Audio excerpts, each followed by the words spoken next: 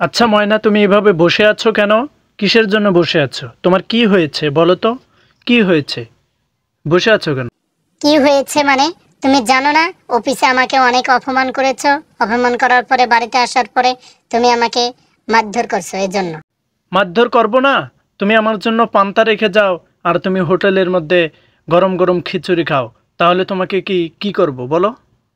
এজন্য বসে বসে চিন্তা করতেছি যে কি করা যায়। বাবা মার বাড়িতে যে একটা মাস থাকি, তারপরে দেখি তুমি গরম খাও না ঠান্ডা খাও। তার মানে তোমার ছিল ভালোবাসা, হ্যাঁ?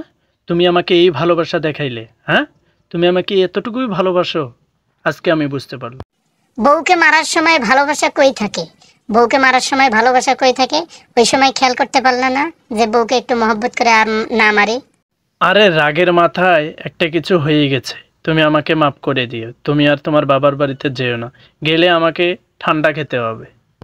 ঠান্ডা খেয়ে তুমি ঠান্ডা হয়ে যাও, ঠান্ডা না হলে হবে না, ঠিক আছে?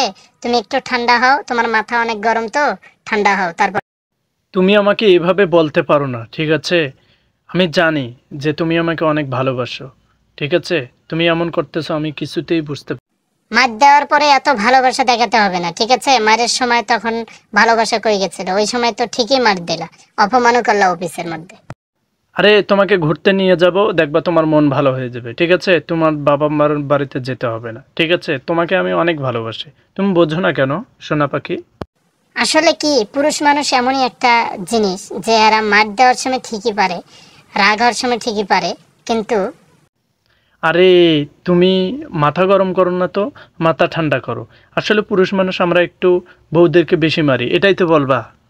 কে কোনোভাবে এখানে রাখতে পারবে না, ঠিক আছে? চলে যাব আমি চলে যাব, 1 মাস থেকে তারপরে চলে আসবো, দেখি তোমার খেলা।